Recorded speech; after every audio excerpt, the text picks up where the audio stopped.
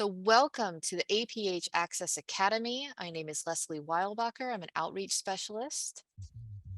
This is the Laptime and Lullabies, sharing the joys of literacy with infants, toddlers, and very young children who are blind or have low vision.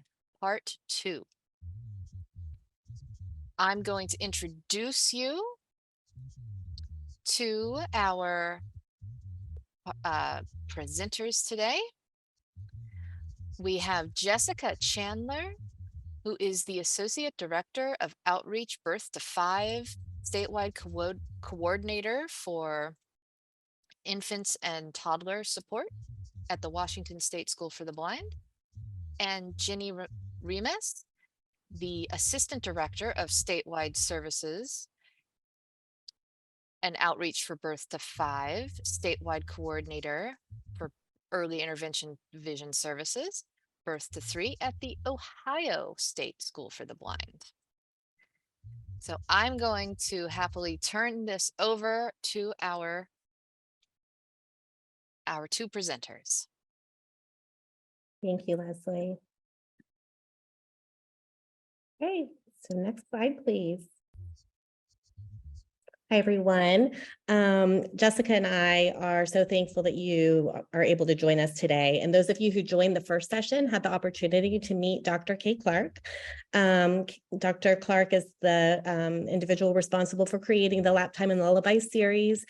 She's a teacher for visually impaired and orientation and mobility specialist for many years, and has a wealth of experience and knowledge specifically in the area of early learning. So she's fantastic, and we're so thankful that she has created this for us all. Next slide, please. So in the first session, it was really, for those of you who joined us, it was just really to go over what exactly is the Laptime and Lullaby series of parent handbooks. This resource is out there, but many people just didn't know what it was intended for and how to use it. So now, over this next hour, we're hoping to share some of the ways that the different ideals and strategies in these booklets have been used in practice with real families of children who are blind, have low vision, and also maybe have additional disabilities. And we're hoping that many of you have had the opportunity to look through and start using these booklets yourselves. And so we are really encouraging any information you want to put in the chat at any time. We would love to hear some of the things that you have done. But we're going to start with a question. And that is, how have you seen literacy different since Laptime and Lullabies Part 1, if you attended that? Or how do you see literacy when you're working with your families? Have you been noticing things differently? Are you pointing things out differently? So please share anything that you can in the chat box. We would love to hear from you.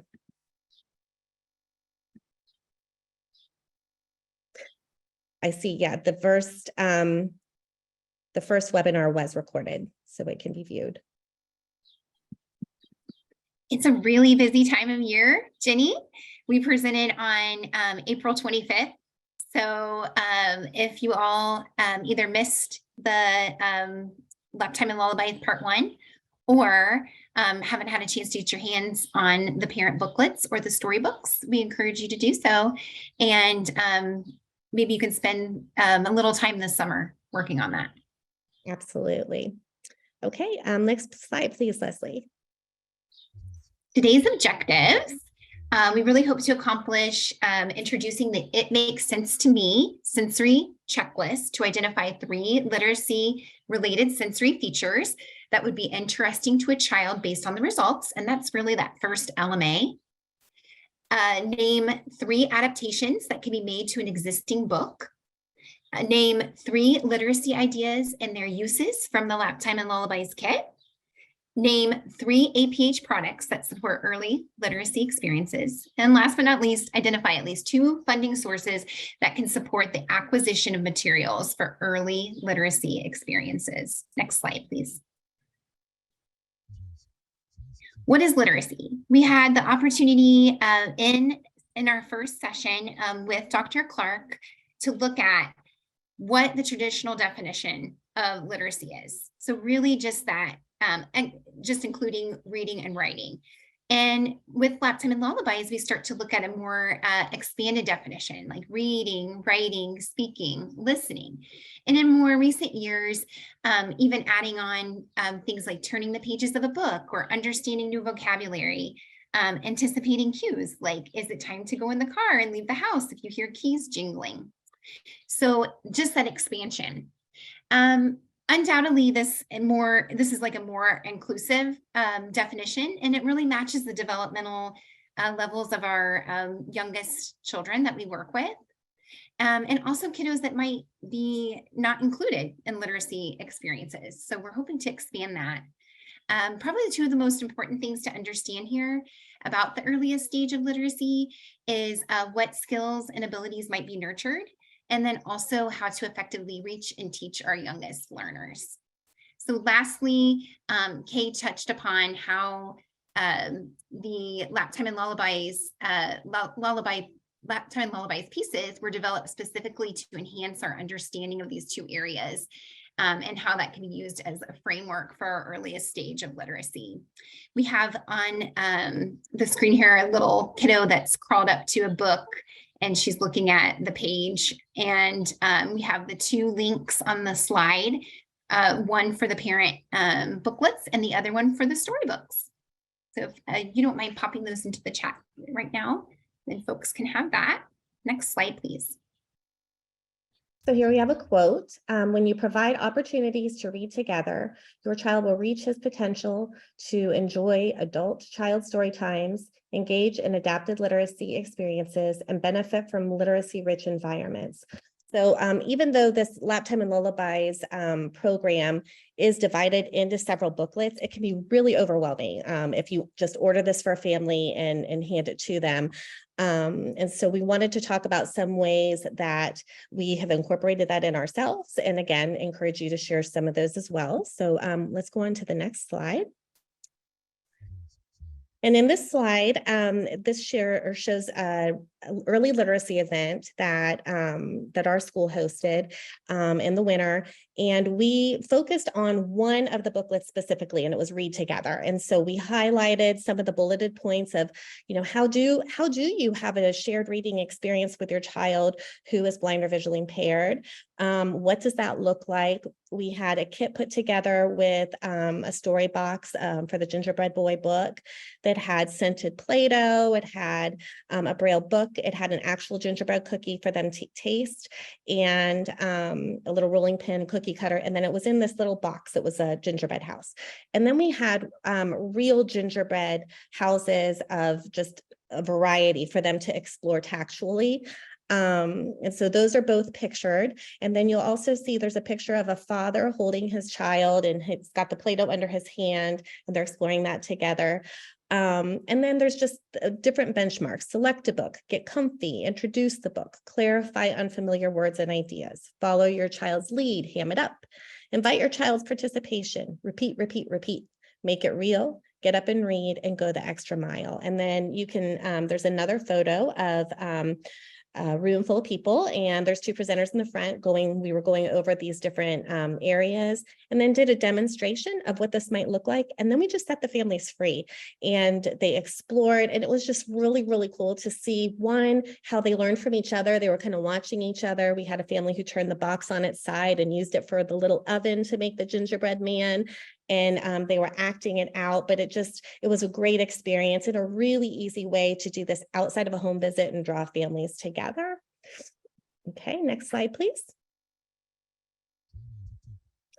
Another way that we have used this is to create tip sheets. So going through each of the booklets and remembering back, for those of you who don't have this, these handbooks, there's just little tips throughout based on different routines, different areas of learning, the senses, just all of it. And so creating different tip sheets to use in home visits is one of the things that we have done. And so then there's one picture where there is a gallon baggie with an instruction piece on how to make a tactile board, and then a bunch of just different little textured pieces, some beads, and some pegboard. And this is something that we can bring to a home visit, give it to the family to do on their own time, and then just really talk about that. Like, how does this implement literacy within your home and some pre-Braille? It's also been great to use with siblings who always like to have some of that attention during home visits, and it gives them the opportunity to also contribute. There's a picture of a child exploring this with her hands. There's also a little flip book, and this is just cardboard that was cut into little squares, put on an O-ring, and again, just different textures put in it with the family's ability to just label those and talk about how easy it is to make a homemade book and just give them all of those materials. And then finally, there's a picture of some high school students who were doing service hours and helping to create some of these materials. So that is another way. Next slide, please. The tip sheets, I see a question about, is that part of the kit? And it's not. It's just something that, you know, by going through some of the different booklets, we're like, oh, this would be a good idea. How could we help families to implement this? Great question. Thank you. And then finally, learning together. And this family decided, hey, we're going to sit together as a family and read them. And they actually do. And so a couple of their quotes: reading the Laptime and Lullabies booklets has influenced our family's learning skills. For our son, Bryson, who was born blind, although he cannot see literacy in everyday life, Bryson can experience it by listening to us in conversations, sensing our movement around him, and noting the tastes and smells of different activities. And then finally, talking about how they, the singing and changing the voice piques his interest and has helped with their communication. So again, this might not be for everyone, but this family sits with the older siblings and looks at the different pieces together, reads it together, and then talks about it and puts it into motion, which is really great. So this is just a sampling of some of the ways that we have used this. And there's obviously many, many more. Next slide, please. Thanks, Jenny. Some of the pieces that we didn't get to in our first session were the two booklets, booklet number 14 and 15. On the slide, we have a picture of those two booklets, the covers.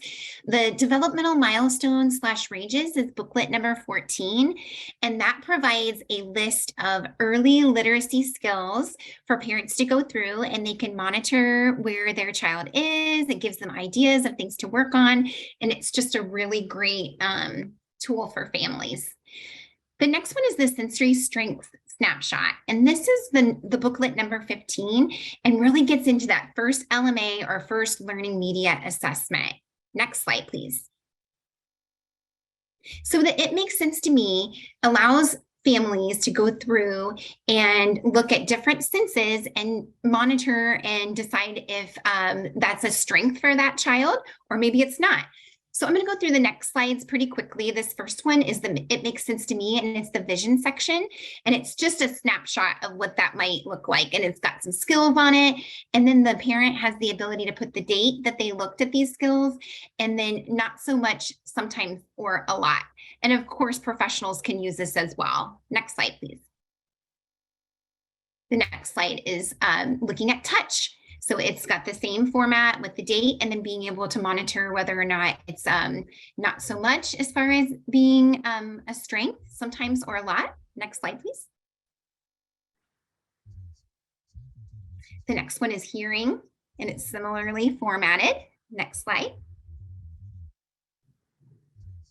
And smell is the last sense that's listed here in the It Makes Sense to Me checklist. Next slide, please. And lastly, the summary allows you to look at all of those senses and then make a determination. And then, of course, at this time, because things do evolve and change, what sensory strengths a child might be exhibiting. So is it vision? Is it touch? Is it hearing? Is it movement? Is it smell? And then based on that, what is the greatest strength? And the other thing that Jenny and I really like about this is that it's super strength based. So it's all about what the child can do. Next slide, please. So a quote from Dr. Clark: when you provide opportunities to establish relationships, your child will reach his potential, to form healthy emotional attachments to special family members, and establish social relationships with other adults and children. So in the next series of slides, we're really going to demonstrate how one family has embedded literacy into their everyday aspects of life based on their child's sensory strengths. Okay, next slide, please.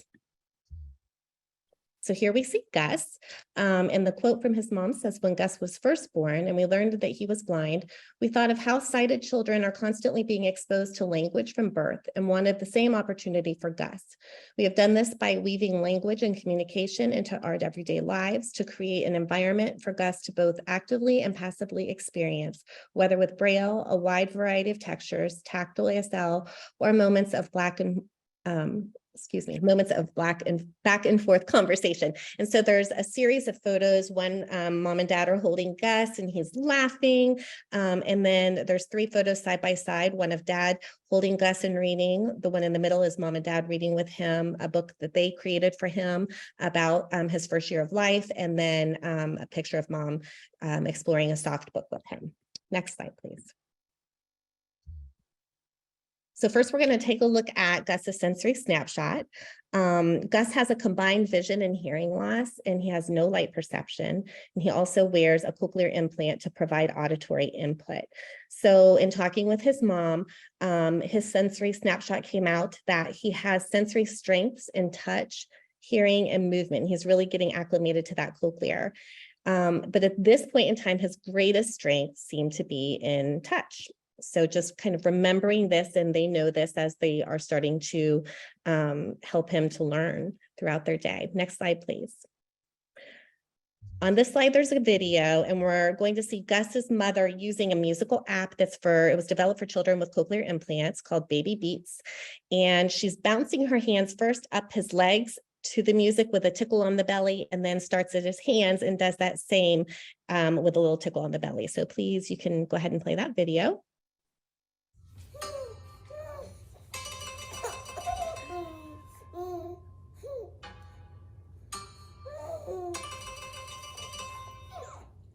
Thank you. And so there is a little delay when you're watching it, but she is moving exactly to the beat of the music, and then a tickle, and then she kind of waits and his arms go up and she's watching for him and then does it again. And so really this is incorporating those sounds and rhythms and touching in that beat. And just like we would do when we're reading a book that has a particular cadence to it, and how we learn that way. It's a whole body experience for him. We're able to see his anticipation as he put his arms up for her to do more. And there is a Baby Beats app QR code on there if it's something that you're interested in looking up. But this interaction incorporates all of the ideas of the early creative conversations that we talked about in this series, listening, growing listening skills, and all of those senses really. Okay, next slide, please. Explore the world. Your child will reach his potential to actively explore home and community environments and learn about happenings and features of the real world. Dr. Kay Clark. Next slide. So in this slide, again, we see Gus and his mom, Johnny, and Johnny is holding Gus over a sink, and her back's to us, and his foot is down inside, her arm is reaching around, and the water is just drip, drip, dripping very slowly. The finger on her one hand is kind of bent up, and she started first just letting him get used to what that feels like, that water, to see what he was doing and how he explored it. And then she started to imitate the tap of that water on his foot, so that she was kind of simultaneously coming up with that same response to build communication for him. And they did this back and forth, and she allowed a lot of processing time. So again, this is early communication, which then is going to give him those experiences to build upon, which is all a part of literacy. Next slide, please.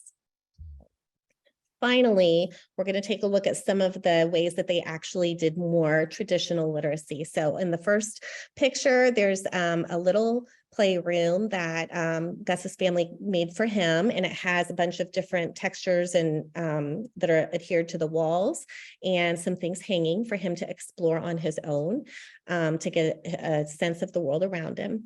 In the next picture, there are 3 stacked boxes with Braille labels, really tiny, but these are book or story boxes, and they actually asked family when they were trying to figure out, what kinds of gifts can you get for a child who has a visual impairment. So they started reaching out to family, giving them a book title and asking them if they would create a story box by finding objects that go along with that story. And they're starting to create a really cute little library for him. And then finally, there's a book that Gus's mom made for him, and it has the little book of I Love You, and it's the I Love You is written in pearls on the front so he could feel it. And inside she has text and Braille, and then there are hearts on the opposite pages that talk about the different feelings that he has. So one of them is I love you when you're cuddly, and it's a soft heart, and then curious is a bubble wrap heart, and laughing is like a wavy heart. So she really used those textures again to help bring that into his world and to incorporate his really strong need for touch. Next slide, please. Thank you, Jenni. We're going to move on and investigate books a little bit further. When you provide opportunities to investigate books, your child will reach his potential to explore books and understand book concepts and literacy conventions. Dr. K. Clark. Next slide, please. All right, with the Laptime and Lullabies, there are lots of examples and suggestions for how to adapt existing books. And so we were going to explore this in the next couple of slides. So one of the ideas, if we take into consideration a sensory snapshot that's shown here, that shows that strengths are in touch and hearing, and the greatest strength is in hearing, would be to add or incorporate sound. So there's a title on here called My Animals by Rebecca Emberly. And what we did is we added some sound and QR codes that were individually placed onto a book ring. And each of the QR codes went with a page on the story that had the animal sound. So that was really fun. Another way to do that too, which actually has a more like tactile and component that gets the child a little bit more involved, is to use that the sound recording device from APH. And so that is on the screen as well. And we have all of the different items that we're mentioning that are APH products that help to support this. They'll all be in the handbook, or sorry, the handout. Next slide. All right, incorporating light. Sometimes in the sensory snapshot, vision is the most is the child's greatest strength.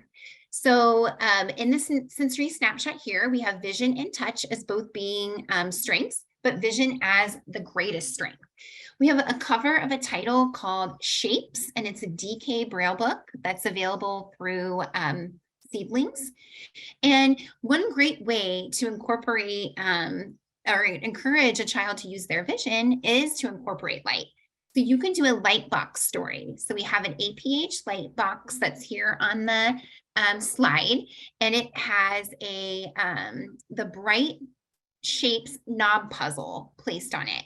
And so after reading a story about shapes, then the child can do some independent play on the light box, or you can even incorporate the light box while you're reading the story. We also included the plexiglass blocks. Those are also from APH, and those can be scattered along the light box, and a child can be asked to find the circle, or put all of the blue ones in a basket. And lastly, we have a photo of a sliding glass door, and that sliding door has a bunch of foam shapes on it. So not including the light box, you can also use other things like windows to incorporate light. Next slide.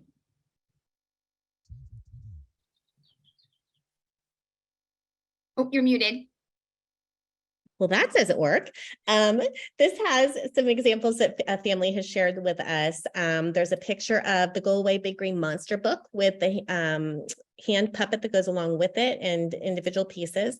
And then on the right, there is a homemade light box that this family did, and they have a flip book made from transparency that has the picture of the big green monster that they can build upon, which was really great for this particular child who had cortical visual impairment. And they were able to look at the different salient features. And then also there is a QR code to have for a follow-up with a YouTube story that goes along with this as well, and it's movable. And we'll talk a little bit about the CTI aspects later in these slides.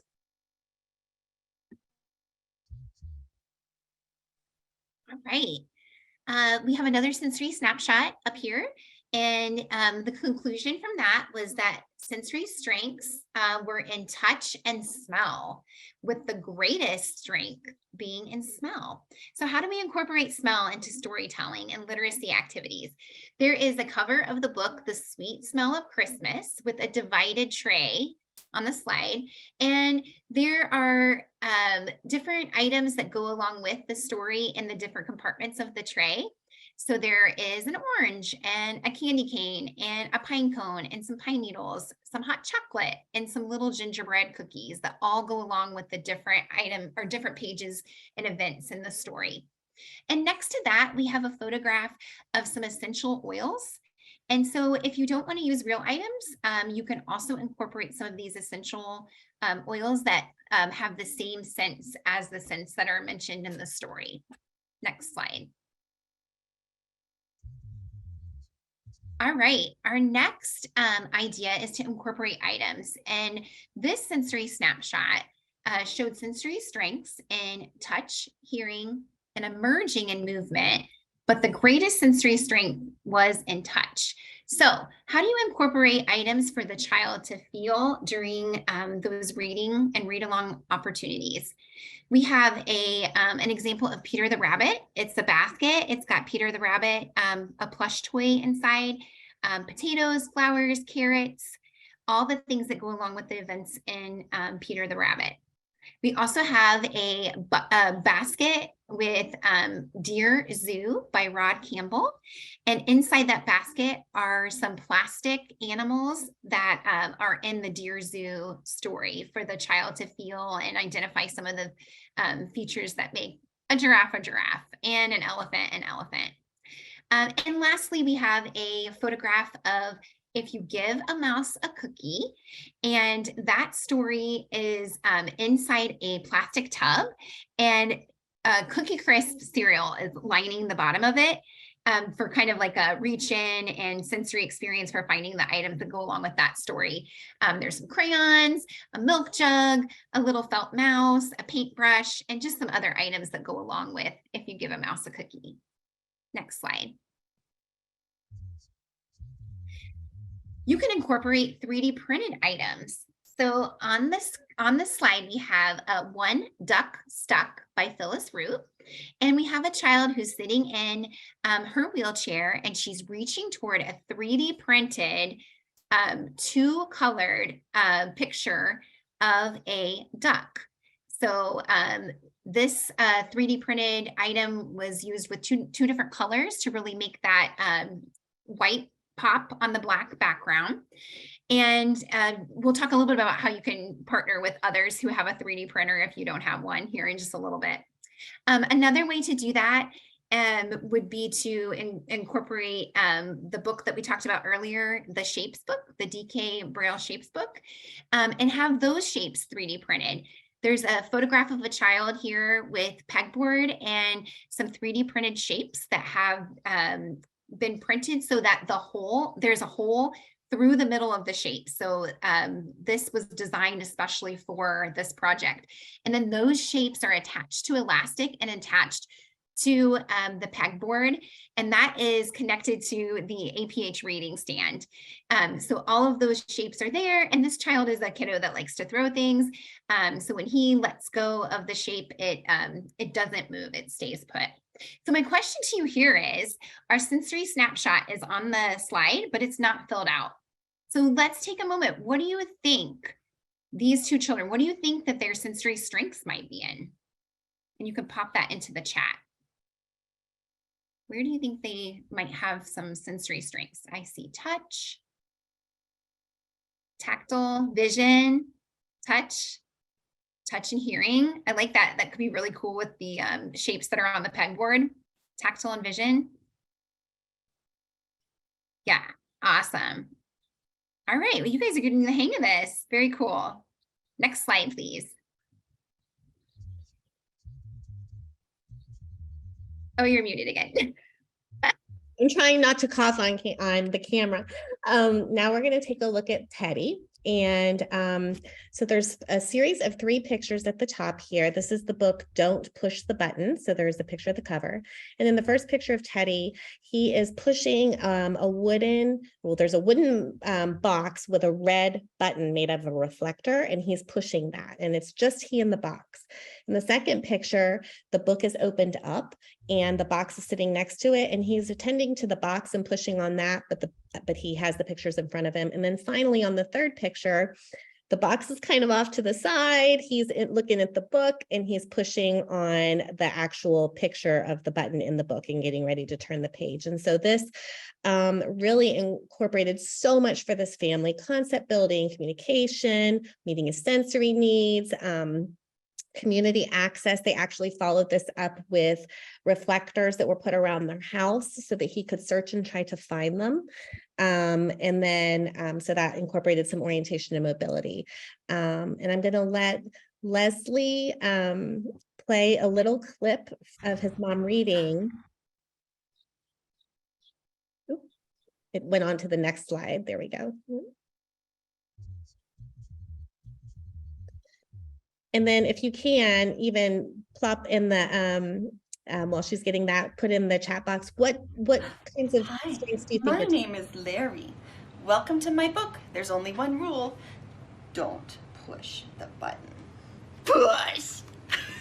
Push! Turn the page. Seriously, don't even think about it. You push.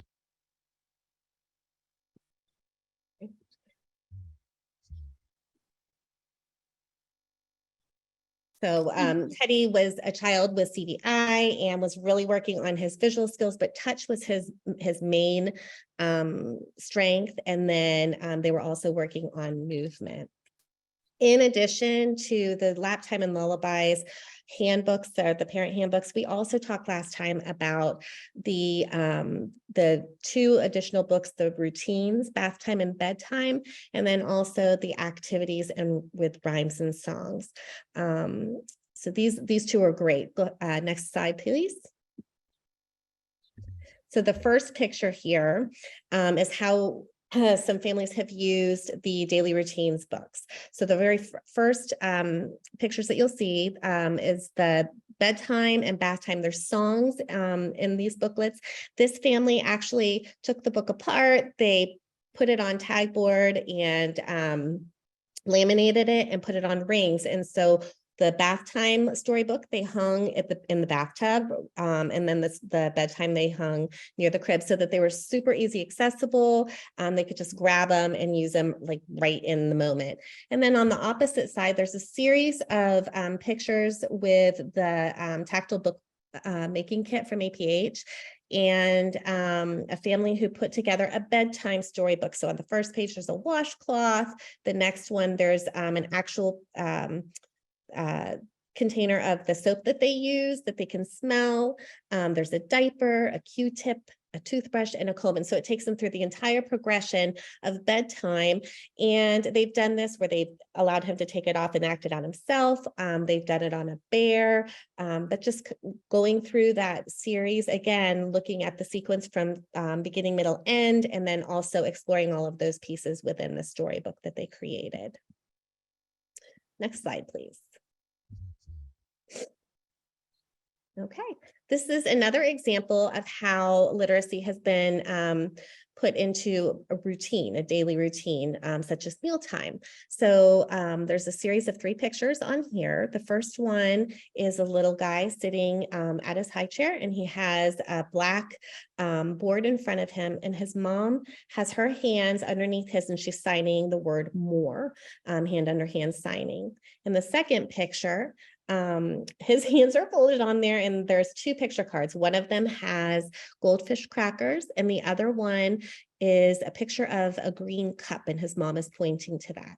And then finally, in the third picture, he is touching the picture of the green cup, and his mom's holding the cup next to him.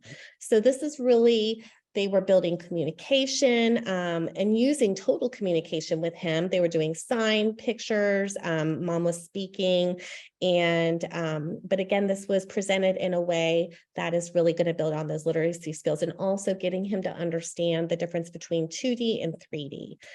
And then on the right, there is a picture of, this is actually a little candy carton cut to where it looks like a Braille cell. Same thing that would happen with an egg carton. And then there's strawberry pieces inside a couple of them.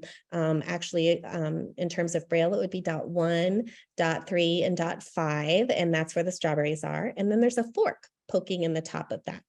And this is really giving us like what kinds of literacy. I'm going to ask you if you can put in the chat box some literacy that you see within this picture here at mealtime.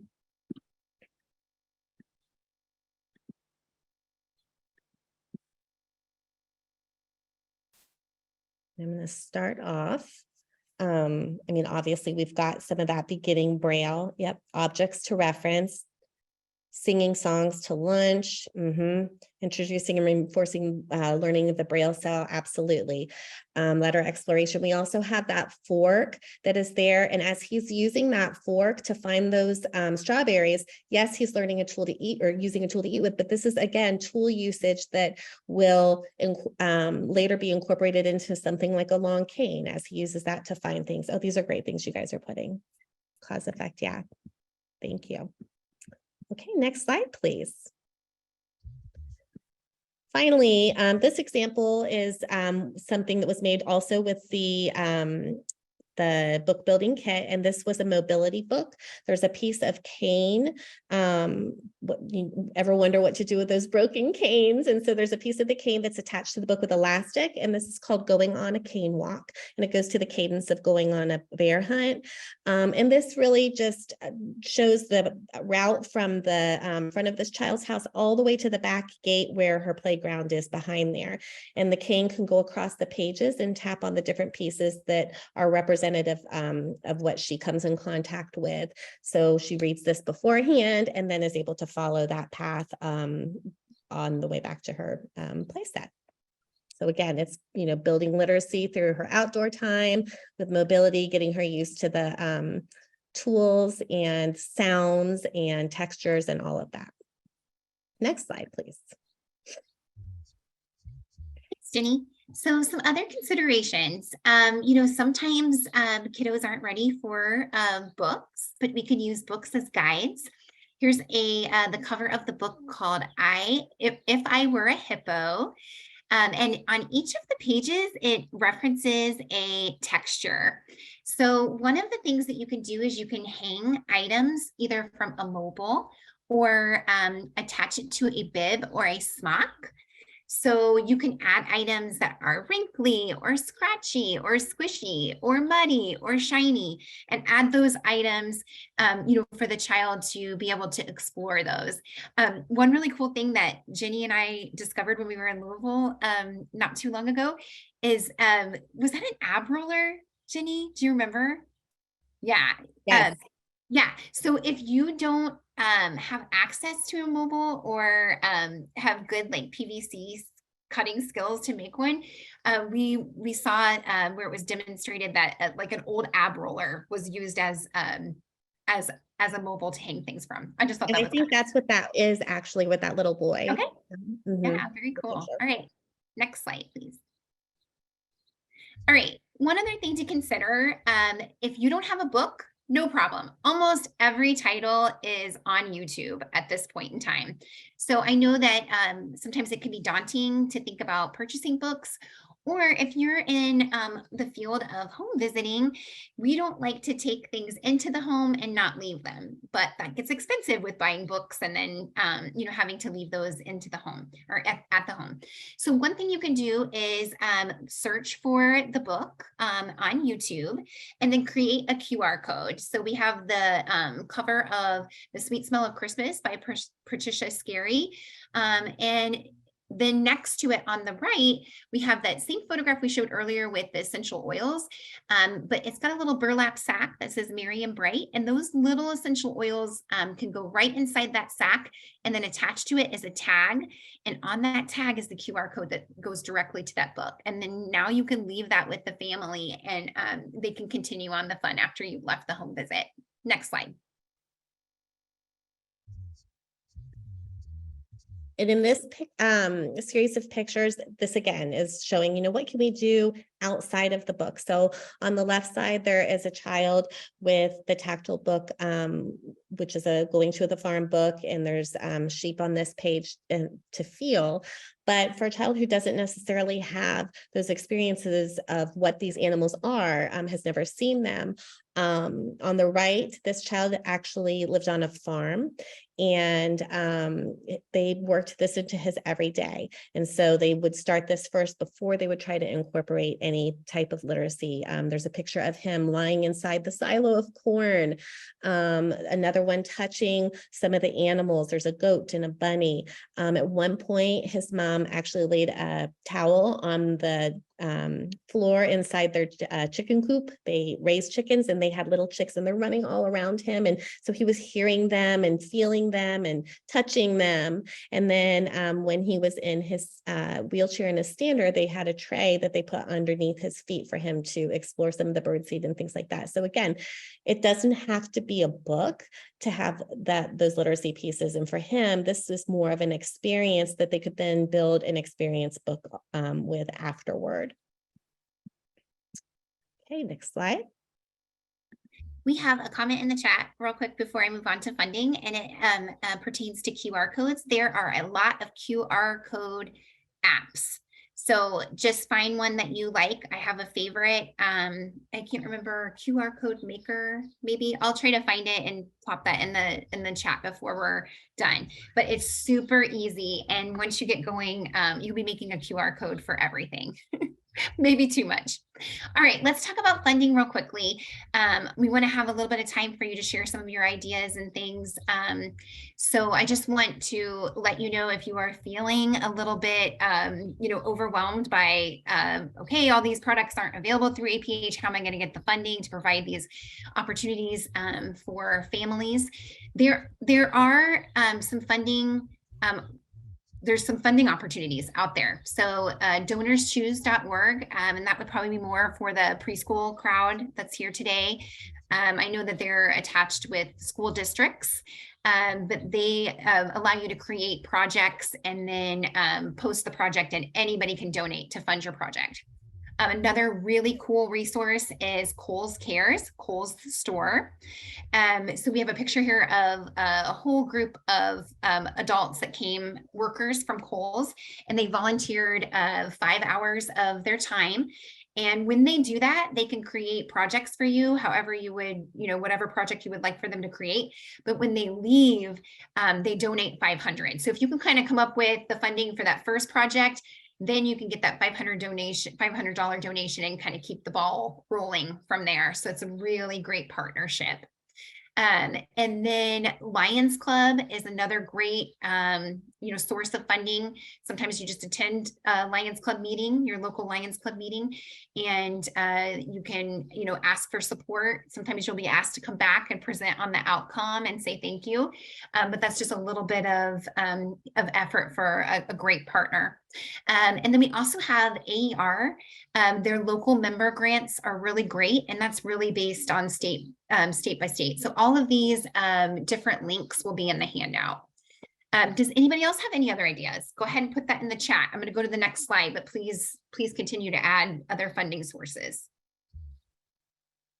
All right, if we talk about collaboration, on the slide here, we have a photograph of a 3D printer making that duck that we saw earlier. And if you would like to do some 3D printing, you should definitely reach out to your STEM teacher that's in your district. They likely have a 3D printer, and they might even have students that are willing, to participate in this. I once even had a student that had low vision, and he made some 3D items on the 3D printer for my other student who had low vision. So it was a really neat partnership there too.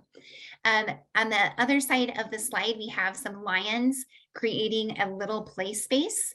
So Lions Club, folks are really great. Even if your school has a wood shop, those folks are really great. And then also Eagle Scouts.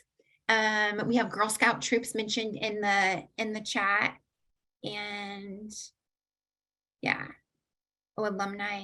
Delta Delta Gamma. Gamma. Okay, great. Yeah. Yeah, continue to add your thoughts. We'll go on to the next slide. So on this next slide, this is showing a couple of Eagle Scouts who had reached out to do the project, or a project for our school. And this is great because they actually have to do all of the fundraising on their own. They have to come up with a special project, what they are wanting to make it for, and do a whole presentation. And so these are actually two brothers that did this at two separate times, and made the mobile boxes for us that sit on tabletop that are part of something from the Active Learning website. And then also the standing pegboard books. And so both of them were able to help with their troops to create all of these, and then also get us additional materials to put on them. And then in one of the pictures that you saw previously, where there was a group of high school students, junior high and high school students oftentimes around are looking for ways to get community service, whether it be for if they're at a private school, or also for things like National Honor Society, or just really to get volunteer hours. And so that's a great opportunity to educate them a little bit, and then help have them volunteer. And the garage sale websites are, in the free cycles, if you have those in your communities, are great for accessing materials and books that you can adapt. I'm not sure we have a comment in the chat about building plans. If that person wants to tell us what building plans exactly, if it's this project or some of the other ones that we've mentioned. This project, this particular one, was actually on, if you look on activelearning.org, and they have a variety of different materials that you can make. And the box that is shown on here is one of the ones that is on there. But there's a plethora of things like this all across Pinterest and things like that. Do you have any favorite books for students with CVI? I will say two of my favorites are one. I love the Don't Push the Button book for many reasons. I also love the yellow box book. There's a series of them. And again, it's very simple. When you pop it open, it has a pop-out book to it, and it's just a square. It's a yellow square box that has a little tiny happy face on it. I am drawing a blank over the actual title, but I will get that. I was going to say too, Jenni, just kind of keeping in mind some of those, some of the things about CVI and how to, build the capacity to be able to recognize an image. So using real items in conjunction with an image. So maybe if it's a fire truck, using a toy fire truck, and then the image on like an iPad, with some lighting and things like that. So those are great to consider with just those beginning stages of identifying pictures. Yeah. Thank you, Angela. Yeah, it's the happy little yellow box. And really any of the very simple books that have very highly satiated colors in them, very simple, are very good. And you can adapt those. You can block out some of those, the visual clutter based on what your child's needs are, or add elements to the story. And PowerPoints are great too. So being able to take, a character and then use that image and create a PowerPoint on a very high contrast background, and even adding animation can be really great. These are some slides that Jenni and I had that we had to take out because our presentation was too long. We ready for the next slide? Yeah. All right. We wanted to leave you guys with a final thought. There is a parent booklet called Team Up for Literacy. And this is a quote from Kay. When you provide opportunities to team up for literacy, your child will reach his potential to launch into literacy with support from a committed team. And obviously you are all committed because you're here today. Don't be afraid to reach out to your colleagues to help incorporate all these experiences into real life events and routines in the child's life to make it more successful. Okay, next slide. All right, we want to thank you guys so much for taking a deeper dive with us today. There's an image with 2 girls in bathing suits jumping into a pool on this slide, and they're holding books.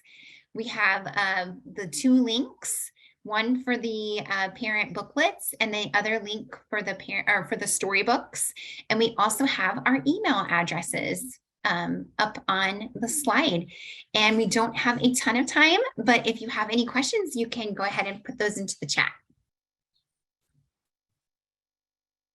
Or if you have ideas of things that you've done, I'd be happy to share them. And I'll share with some of those of you who are on here, who are TVIs or just educators in general,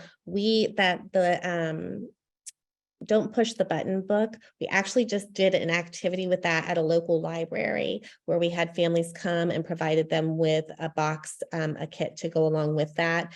And it was really great. The librarians were very excited to have something like that presented there and had a lot of great questions, which then led them to request an in-service for their staff on how they could make their story times more accessible for children who are blind and visually impaired. So that was really great.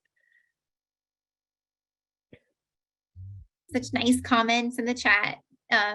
You guys are very welcome, and we just thank you for being here too.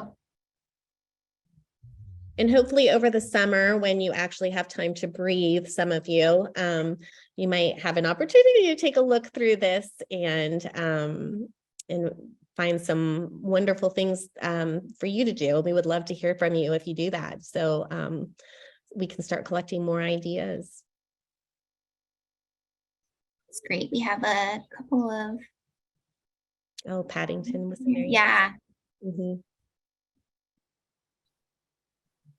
Lots of people asking for the first session. So yeah, taking a look at that, and then getting the parent booklets and storybooks ordered for your families for August. It's a great summer plan, great summer homework. And the previous session that was on April 25th should be up on our Access Academy YouTube page.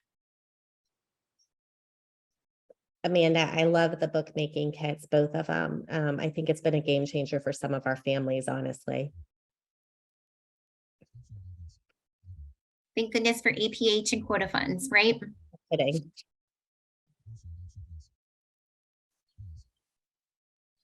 Oh, well, that's a great one. Wiggles for Finger Isolation and Pre-Braille Strategies, a book. I love that.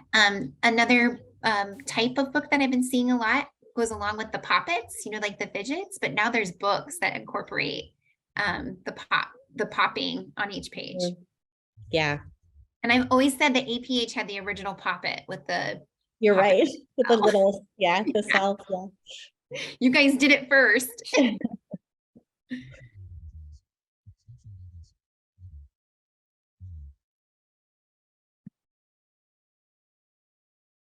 Okay, well, thank you so much, Jessica and Jenni. I'm just gonna merge your names. I'm going to pause the video if I can.